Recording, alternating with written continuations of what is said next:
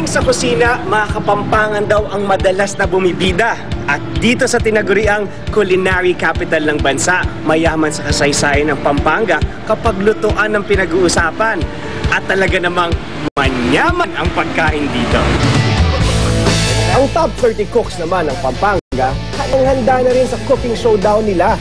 Sino malaman kung ano yung dish na gagawin natin? Kung familiar na kayo, I suppose, ha? Dapat lang maging familiar kayo sa sisig.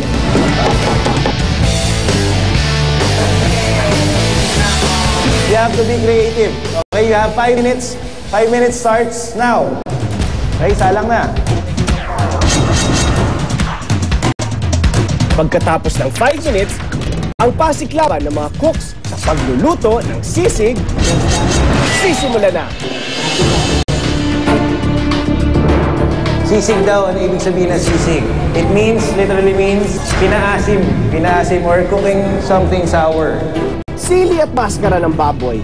Wow! Ang mga ito raw ang ilan sa mga sangkap na pampasarap sa sisig.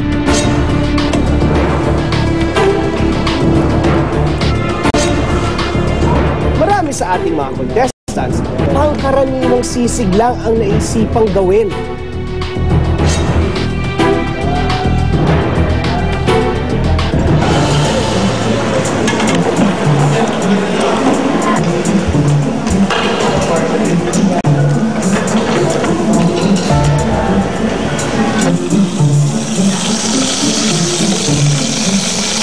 Pero itong si Regina, di mo aakalaing sisig ang niluto.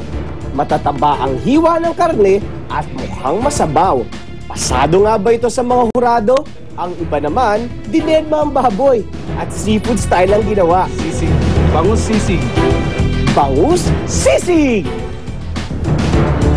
Katakam-takam ang itsura, pero pasok kaya ang lasa?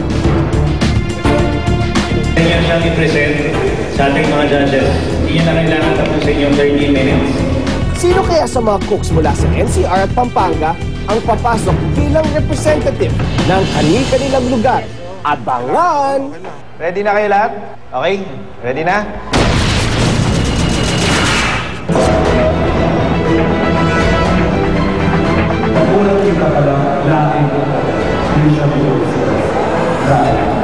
Para sa akin, kulang lang sa seasoning.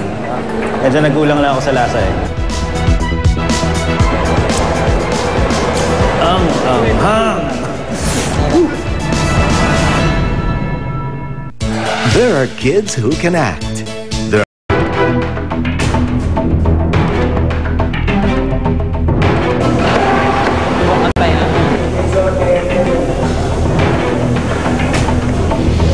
Mababang presentation. Pag level na, kailangan masarapan to.